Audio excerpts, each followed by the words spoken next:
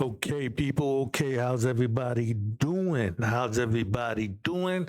As you can see, I am Granddad Maroon, and we are here to discuss gods. What are gods? And how can we free ourselves from this mental enslavement? Yes, it's mental enslavement without a doubt, right? Because this is supremacy. Like you could call it white supremacy, you can call it Arab supremacy, whether depending on the God that you're dealing with, right? But it's still supremacy. And until the black man has designed his own philosophy and developed his own God, we will always be the victims to this system. It's just the way it is. And I'm going to prove it by showing you Jesus. And this right here, we'll be going into Jesus, right? And we'll be understanding how Jesus is actually Julius Caesar. Well, in Octavia, Augustus, right?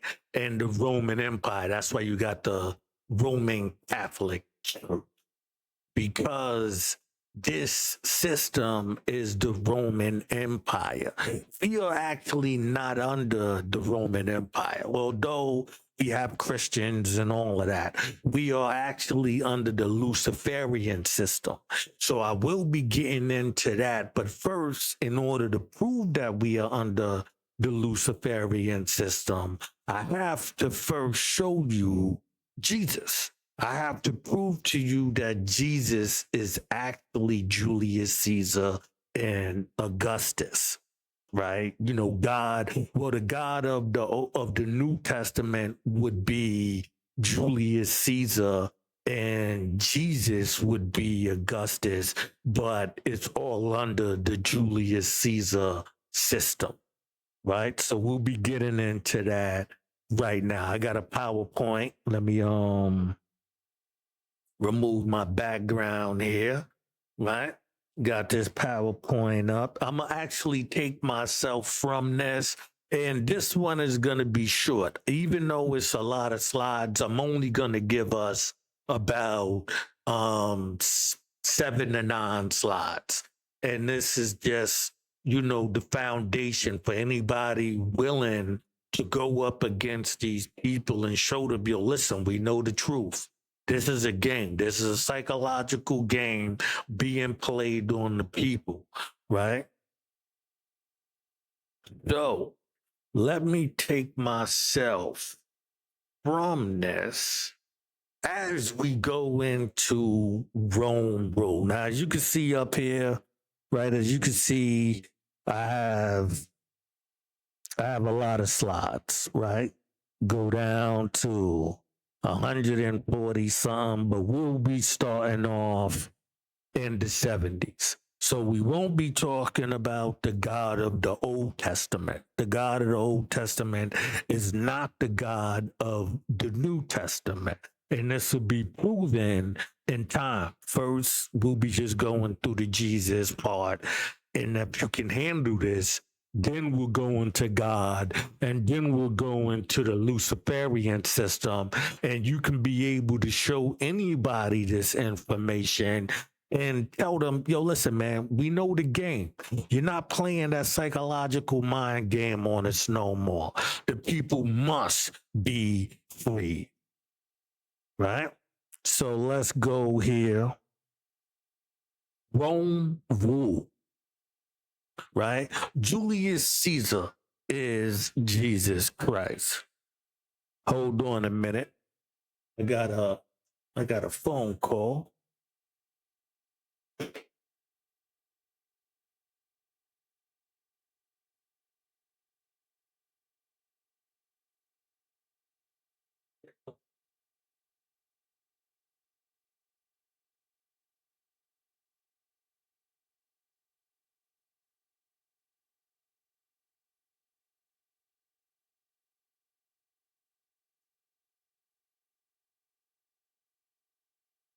Yes.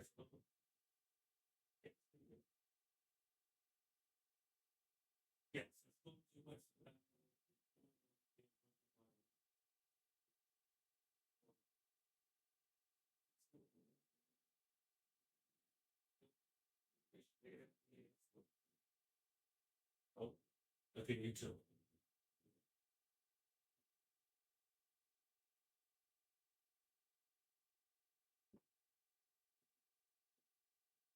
Pardon that. Pardon that. Um, I'm on the clock right now. I'm actually on the clock, so I'll be on the clock for the next half an hour. Hopefully, we'll be through with this. All right. Julius Caesar's Jesus Christ. Now we'll be using symbolisms.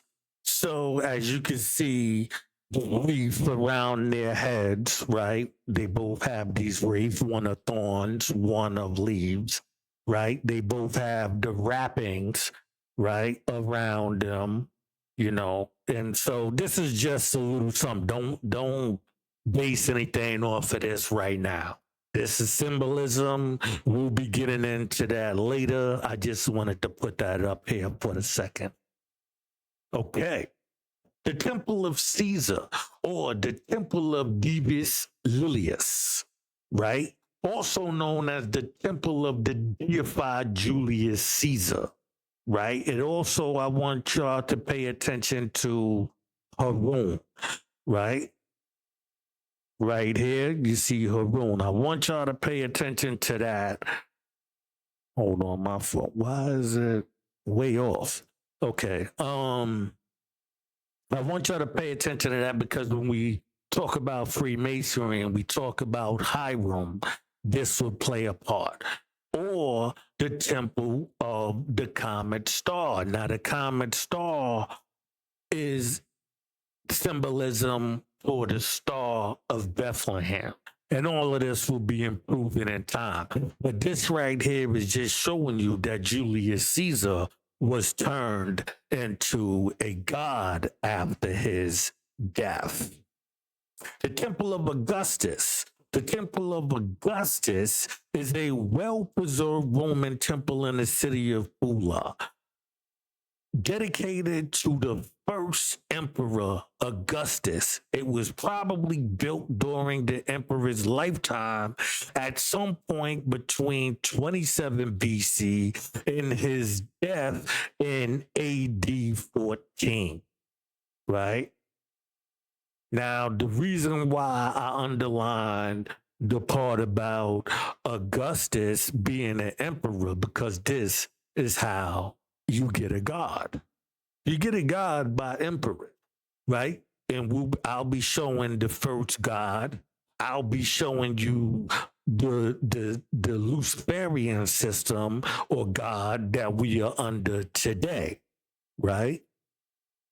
And this will all be proven. So I just want y'all to look up these things. Temple of Augustus, right? The temple was part of the triad consisting of three temples. The Temple of Augustus stood at the left side of the central temple, and the similar temple of the goddess Diana stood on the other side of the main temple. Now, I underline the temple of the goddess Diana because this is going to play a part when we learn the Luciferian system.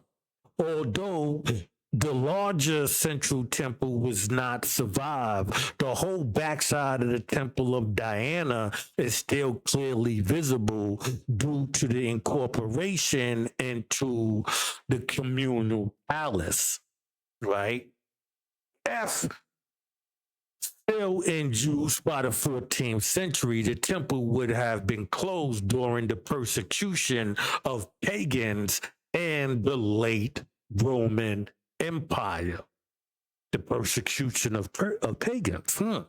Under Byzantine rule, the temple was converted into a church, right? Because, as I told you, Augustus and Julius Caesar is the God and Jesus of the New Testament. All right. Okay. Dedication. The temple's dedication originally consisted of bronze letters affixed by nails in the stone of the architrave. Only The attachment holes now remain, and much of the text has been destroyed over time.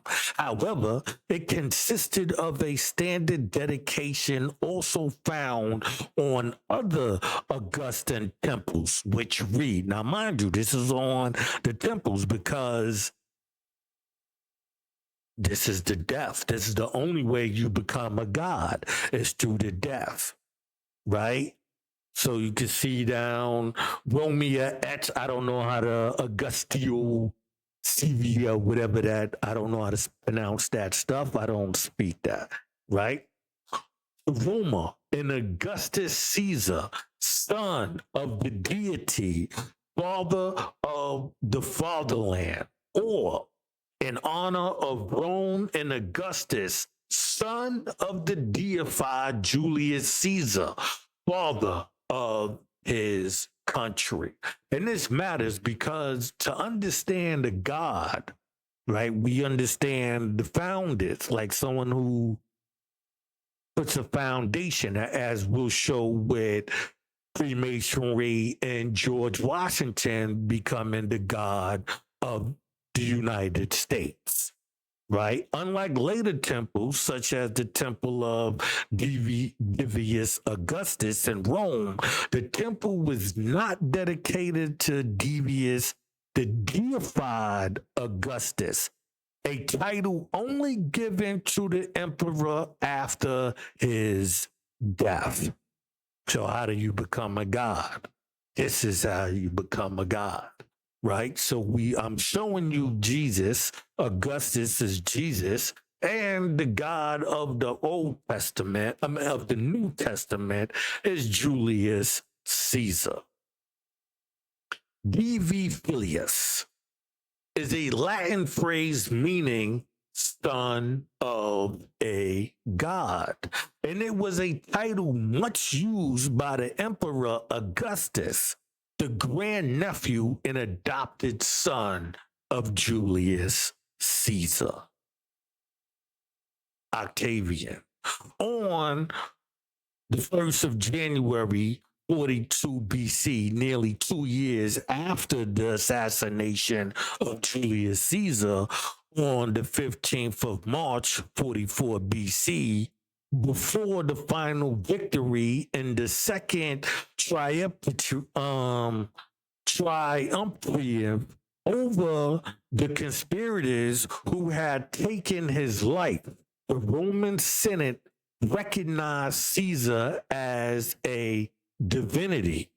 He was therefore referred to as Divius Julius, or the divine Julius, and his adopted son Octavian styled himself Divi Filius, son of the deified one, son of the god.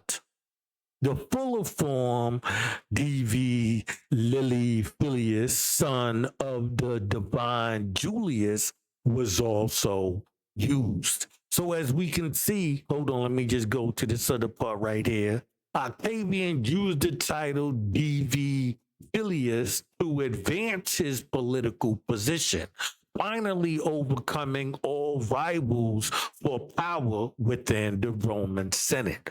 The title was for him a useful propaganda tool and was displayed on the coins he issued.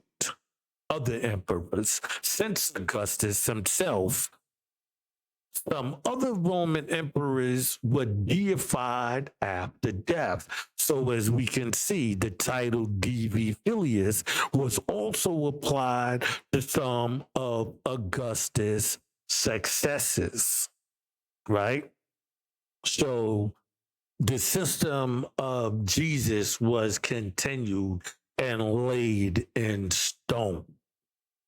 This is what we have here, people. The temple of Divus Augustus, The Temple of Dives Augustus was a major temple originally built to commemorate the deified first Roman Emperor Augustus.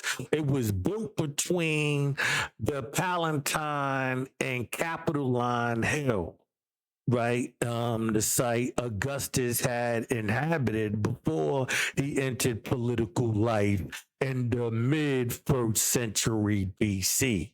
It is known from Roman coinage that the temple was originally built in an iconic Texas style design, right? However, its size, physical portion, and the exact size are unknown. Why? Because, you know, it got destroyed, right? So it goes, was not okay. Probably because the popular resistance to the notion he was not officially deified in Rome until his death, right? Temples were dedicated to him all over Rome. And this is how you get a God. And I'm going to prove this, right? This is just, showing you who Jesus and Julius and the God of the Old Testament is. Right now, as you can see, I have a lot more here we will not be touching on today, right? I just wanted to give y'all a quick one. Now, we touched on the Luciferian system, and we also, more importantly, hold on a minute, right? We'll be touching on Sumerian rule, because Sumerian rule, let me bring myself back here, because Sumerian rule is where we get God from, the first God, right? The God of the Old Testament, right? And so with that, I'm about to slide out, but I would like to say, don't forget to check out my book, Street Skelzy, Knock 'em Out the Box, which is available for sale at Amazon Books. I'm about to be out, people. You know what I'm saying? I just wanted to drop by and give you this. This is power to the people. The revolution will not be televised. It probably be upstreamed by some fucking idiot somewhere along the way, but it won't be done by me, right? Because the first revolution is mental. First, you have to free yourself from this mental enslavement. And I'm going to prove that they have put us in mental enslavement.